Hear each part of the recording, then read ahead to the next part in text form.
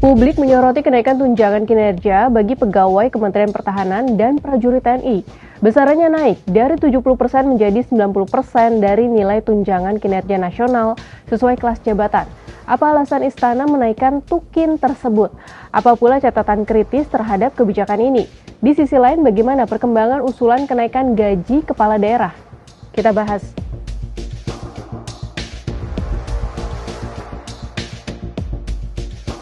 Secara menyeluruh di seluruh kementerian dan lembaga itu ada yang disebut dengan tunjangan kinerja yang memang besarannya berbeda-beda.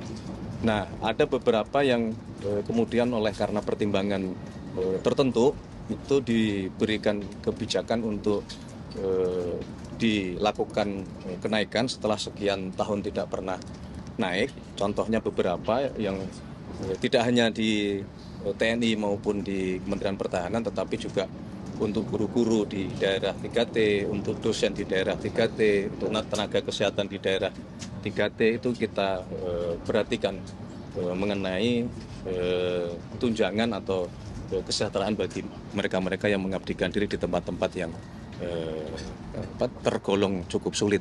Kenaikan tunjangan kinerja bagi pegawai Kemenhan dan prajurit TNI tertuang dalam Peraturan Presiden Nomor 42 dan Nomor 43 Tahun 2026. Melalui kedua Perpres tersebut, tukin yang semula 70% dari nilai tunjangan kinerja nasional sesuai kelas jabatan dinaikkan menjadi 90%. Kepala Biro Informasi Pertahanan Kemenhan Brigadir Jenderal Riko Sirait mengonfirmasi bahwa kenaikan tukin tersebut benar. Ia merinci tunjangan kinerja tertinggi diberikan kepada pimpinan Matra pada kelas jabatan khusus. Perwira tinggi bintang 4 seperti Kasat, Kasal, dan Kasau menerima tukin sebesar Rp48.613.500 per bulan. Sementara perwira tinggi bintang 3 seperti Kasum TNI, Wakasat, Wakasal, dan Wakasau menerima Rp44.874.000 per bulan. Adapun tukin bagi perwira hingga prajurit lainnya diberikan secara berjenjang, mulai kelas jabatan 17 hingga kelas jabatan 1 dengan nominal terendah Rp2.553.100. Riko menegaskan peningkatan kesejahteraan tersebut bertujuan meningkatkan moral, semangat pengabdian, profesionalisme, akuntabilitas, dan kualitas pelayanan aparatur pertahanan di lingkungan Kemenhan maupun TNI. Namun Ketua Badan Pekerja Sentra Inisiatif Al-Araf meningkatkan agar kenaikan tukin diikuti dengan penguatan profesionalisme TNI sebagai alat pertahanan negara.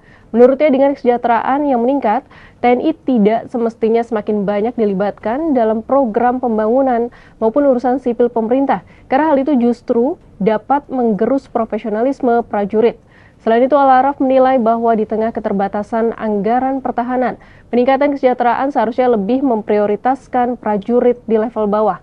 Ia juga mendorong DPR untuk mengawasi dan mengevaluasi pelibatan TNI dalam urusan sipil yang dinilai semakin besar karena berpotensi membahayakan demokrasi.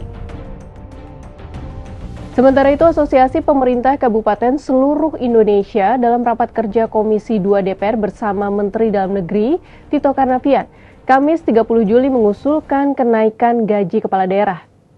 Ketiga, penyesuaian biaya operasional kepala daerah.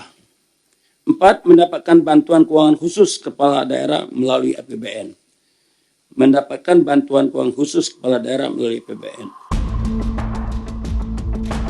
Ketua Umum Apkasi Bursah Zarnubi menyebut usulan kenaikan gaji kepala daerah didasarkan pada semakin beratnya tugas kepala daerah yang tidak hanya menjalankan fungsi pemerintahan dan pembangunan, tetapi juga menghadapi berbagai persoalan sosial, lingkungan, hingga konflik pengelolaan sumber daya alam.